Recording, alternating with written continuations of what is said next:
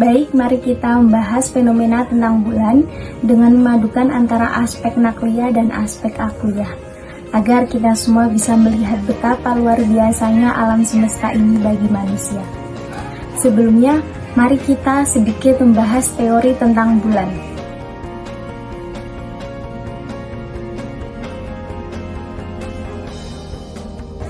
Bulan terbentuk dari sebuah tabrakan besar antara bumi dan planet yang seukuran dengan Mars, yaitu planet Theia. Tabrakan ini membuat materi dari bumi terlempar ke orbit, sehingga berjalannya waktu, batu-batuan tersebut saling tarik-menarik dan akhirnya menyatu menjadi bulan. Bulan adalah satu-satunya satelit alami yang dimiliki oleh bumi. Bulan merupakan satelit alami terbesar kelima di tata surya. Bulan memiliki diameter sekitar 3.474 km, kira-kira seperempat dari diameter bumi. Kepadatan bulan yaitu sekitar 60% dari kepadatan bumi, dan masanya seperdelapan satu atau sekitar 1,23% dari massa bumi. Bulan diperkirakan berusia kurang lebih 4,5 miliar tahun, dan usia bulan hampir sama dengan usia bumi, yaitu 4,6 miliar tahun. Ada berbagai teori yang menjelaskan tentang terbentuknya bulan, dan teori yang paling terkenal adalah teori Giant Impact Theory, atau disebut teori tumpukan besar. Di dalam teori ini menjelaskan bahwa saat pertama kali dibentuk, yakni 4,6 miliar tahun lalu, bumi masih sangat panas dan terlalu dekat dengan matahari. Dahulu tata surya yang sangat tidak stabil, dan ada sebuah planet yang dikenal dengan Theia, yang ukurannya hampir sama dengan planet Mars. Planet ini mengorbitkan di dekat bumi yang masih muda saat itu.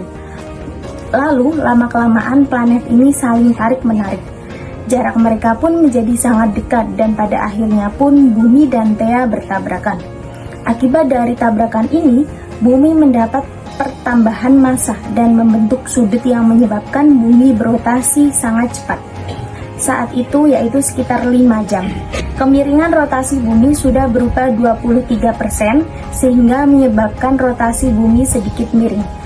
Tabrakan yang terjadi antara bumi dan Theia membuat sebagian komposisi mereka bersatu dan sebagian terlempar ke angkasa. Tabrakan ini menimbulkan gelombang kejut yang sangat dahsyat, dan dalam beberapa jam saat gelombang kejut tersebut tersebar di sekitar permukaan bumi, batu yang menguap dari titik tabrakan awal terlontar keluar dari bumi. Setelah itu, bumi tersebut diselimuti oleh atmosfer yang tebal. Tapi atmosfer pada saat itu bukan atmosfer yang kita ketahui saat ini, melainkan atmosfer batuan yang menguap dengan temperatur lebih dari 5.000 derajat Celcius. Momentum tabrakan yang sangat besar membuat materi dari bumi terlempar ke orbit bumi. Batu-batuan yang terlempar inilah yang menjadi cikal bakal bulan. Seiring berjalannya waktu, batu-batuan tersebut saling tarik-menarik dan akhirnya menyatu menjadi sebuah objek yang kita kenal sebagai bulan. Selanjutnya, mari kita membahas fenomena bulan yang dipadukan dengan aspek teologis, nakliyah, dan bukti ilmiah, yaitu akliyah. Pernahkah Anda berpikir, mengapa di dalam Al-Quran itu penyebutan cahaya matahari dan cahaya bulan itu menggunakan kata yang berbeda? Ini bukan sekedar variasi kata, tapi sebuah ketelitian bahasa yang terus berubah rahasianya setelah sains modern berkembang. Coba kita perhatikan dari sisi nakliyah. Dalam surat Al-Furqan ayat 61, Allah menyebutkan dengan istilah siroj. Kalau kita bedah bahasanya, siroj itu artinya lampu atau obor yang memiliki api sendiri. Ia membakar dirinya untuk menghasilkan terang. Dan sebaliknya, bulan tersebut dengan istilah munir. Kata munir ini merujuk pada suatu yang memantulkan cahaya, atau suatu yang menjadi terang karena mendapat kiriman cahaya dari sumber lain. Nah, disinilah letak sisi akliyah atau pembuktian sainsnya. Ribuan tahun setelah ayat ini turun, barulah manusia punya teknologi untuk memastikan bahwa matahari memang sebuah bola gas raksasa yang melakukan fusi nuklir.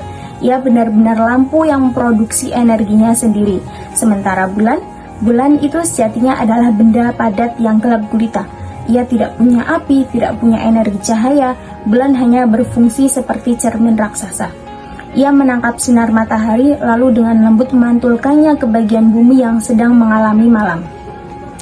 Tanpa pantulan ini, malam kita akan menjadi gelap total dan mencekam. Bayangkan jika di dunia ini tidak ada jam digital atau kalender di ponsel. Bagaimana cara kita semua, baik yang tinggal di gedung tinggi maupun yang di pelosok hutan, bisa sepakat soal waktu? Jawabannya adalah bulan. Allah tidak menaruh bulan di langit hanya untuk mempercantik malam, tetapi sebagai jam raksasa yang sangat akurat dan adil bagi semua orang. Kalau kita lihat dari sisi nakliyahnya, dalam surat Yasin ayat 39, Allah menggunakan perumpamaan yang sangat indah. Allah menyebut fase bulan itu akan terus berputar hingga di titik terakhirnya. Ia tampak seperti urjunil qadim, yaitu adalah sebuah pelepah kurma yang sudah tua, kering, melengkung, dan berwarna kuning pucat. Sebuah gambaran visual yang sangat pas untuk bentuk bulan sabit tipis di akhir bulan. Secara sisi akliyah atau sainsnya, fenomena ini kita kenal sebagai lunar cycle, siklus bulan. Perubahan tersebut dari sabit yang tipis menjadi bulan penuh purnama, lalu mengecil lagi. Itu terjadi karena posisi bulan yang bergeser terhadap matahari dan bumi. Hebatnya, siklus ini sangat konsisten. Tanpa perlu alat canggih, orang zaman dulu maupun kita sekarang bisa tahu